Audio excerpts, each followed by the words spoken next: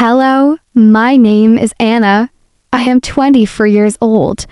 I come from a small town with big trees and quiet streets. But today, I am here with you, and I want to tell you a very special story. Please listen to the full story. It is simple, it is beautiful, it will touch your heart.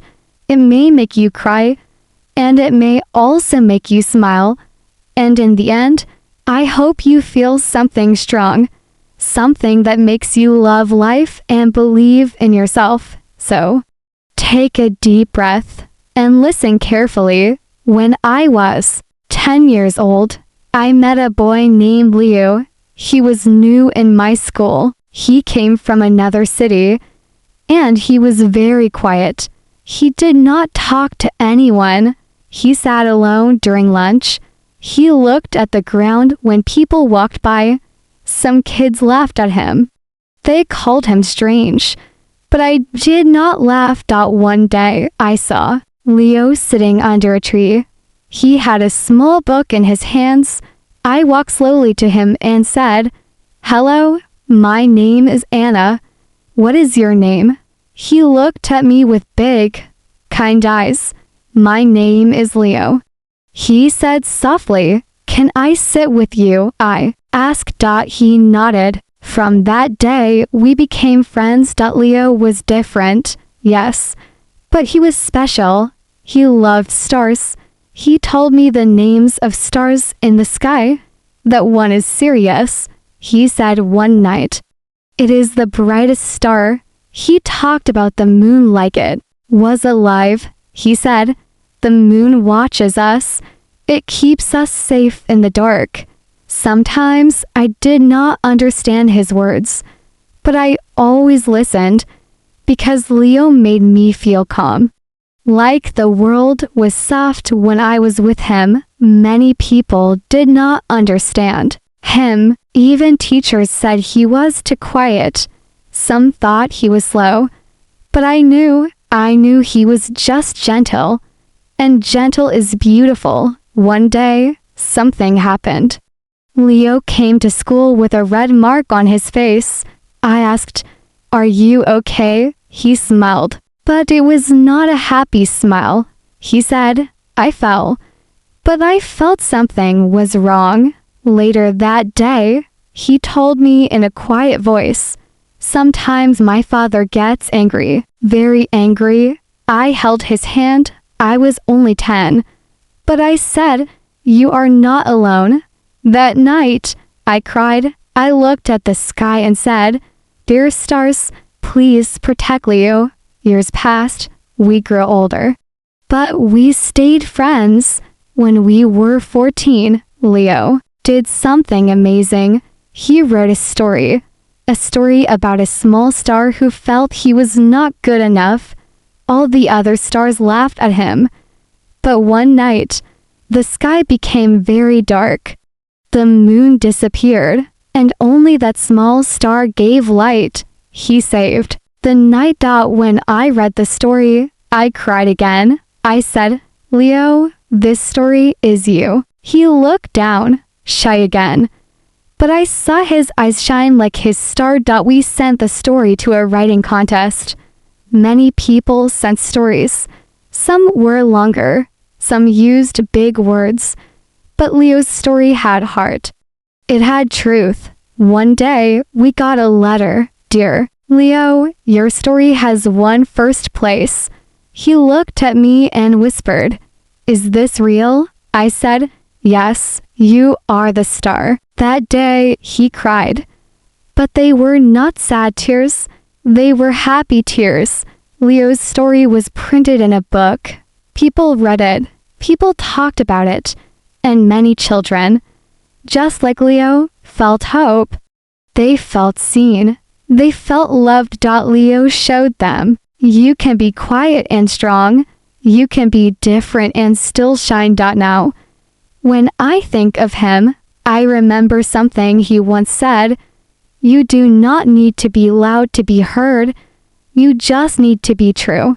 My heart still feels warm when I say that. And you, Listening now, maybe you are like Leo, maybe you feel different. Maybe people do not understand you. But I want to say, you are not alone. You are special. You are enough. Every person has a light inside. Some lights are big, some are soft. But all lights are important. When I look at the sky now, I do not just see stars. I see stories. I see dreams. I see people like Leo, shining even in the darkest night. Please remember this. Even if the world is loud, even if people don't see you right now, your light still shines. And if you feel sad, just look at the stars. They are always there. Just like hope, just like love. Thank you for listening to my story. I hope it touched your heart. If you liked this story, please subscribe and like. Your support means a lot. It helps me share more beautiful stories with you, stories that give love, hope, and light. After Leo won the contest, many people at school looked at him in a new way. The same kids who once laughed now said, "Wow, Leo, you are a writer." But Leo did not change. He was still quiet, still kind, still the boy who loved stars. One day, our teacher asked him to read his story in front of the class. Leo stood up. His hands were shaking. His voice was small. But as he read the words, the whole class was silent. Even the noisy kids listened. Some of them had tears in their eyes after he finished. No one said anything for a moment. Then one girl, her name was Eliza, stood up and clapped. Then the whole class clapped, loud, strong, for a long time. Leo looked at me, and I saw something I never saw before. He smiled with full happiness, not shy, not small, big, bright, free. After that day, Leo started to write more every week. He gave me a new story, a flower that learns to grow in the snow, a bird with no wings that learns to sing so beautifully that other birds carry him in the sky, a girl who finds a broken ear. But when she looks into it, she sees not what is broken, but what is beautiful inside her. Each story made me feel something. They made me feel warm. They made me believe in love, in friendship, in quiet magic. One day, I asked him, "Leo, how do you write such beautiful stories?" He looked at me and said, "Because I feel things deeply. I know what pain feels like. I know what it feels like to be invisible. But I also know what kindness feels like. I know how one small word can change a whole day." He looked at me then and said something I will never forget. "Anna, you were that word for me. You said hello when no one else did. You listened when others turned away.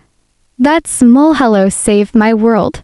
I could not speak. My throat was tight. My heart felt too full. Sometimes words are not enough.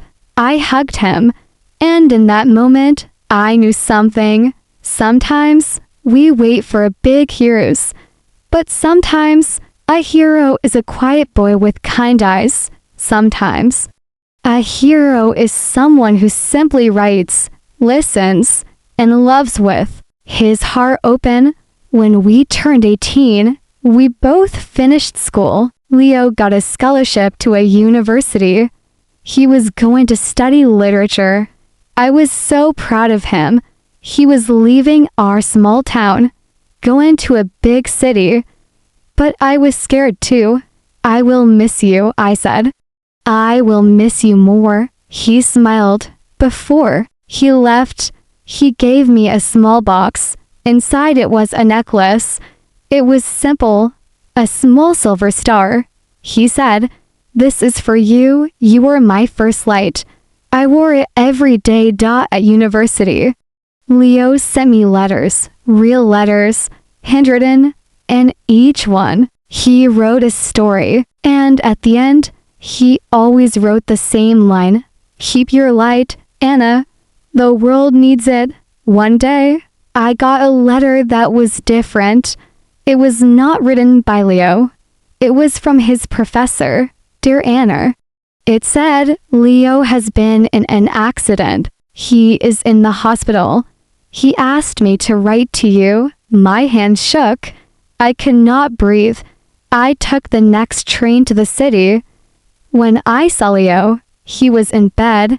He looked pale, but his eyes, his beautiful eyes, were still shining. I'm sorry, he said. No, I said, holding his hand. You don't need to say sorry. I am here. He had been in a car crash. His leg was broken. His arm too. He would need many months to heal. But he was alive. That was all I cared about. During his time in the hospital, he wrote stories again.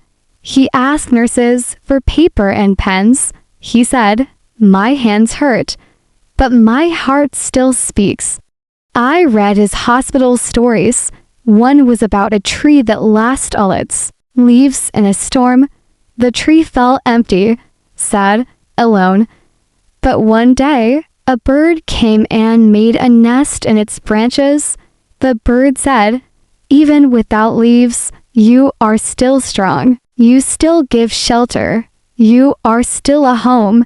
I cried when I read that one. It was about him.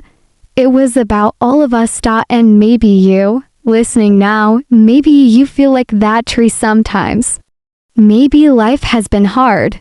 Maybe storms have taken things from you, but you are still standing. You are still a home for love, for kindness, for dreams. You are enough. Leo stayed in the hospital for 3 months. I visited him every weekend. We talked. We laughed. Sometimes we were quiet, but silence with him was never empty. It was full of peace. When he finally left the hospital, he walked slowly, but he smiled big. He said, pain is a part of life, but so is healing, and healing is beautiful. Now, years have passed. Leo is a writer now, a real one. His books are in stores. Kids read them. Parents read them. Teachers read them in class. His first book was called Light in the Quiet. He wrote about being different, about being soft, about being strong in a gentle way. On the first page, he wrote, for Anna, my first light. When I saw that, I cried again. Happy tears, proud tears. And now I share this story with you, not because I want you to love me, but because I want you to believe. Believe in small moments, in kind words, in people who care, in lights that shine even in the dark. You do not need to be famous to be special. You do not need to be loud to be important. You just need to be kind, be true, be you, and maybe, just maybe, your light will be someone else's first light.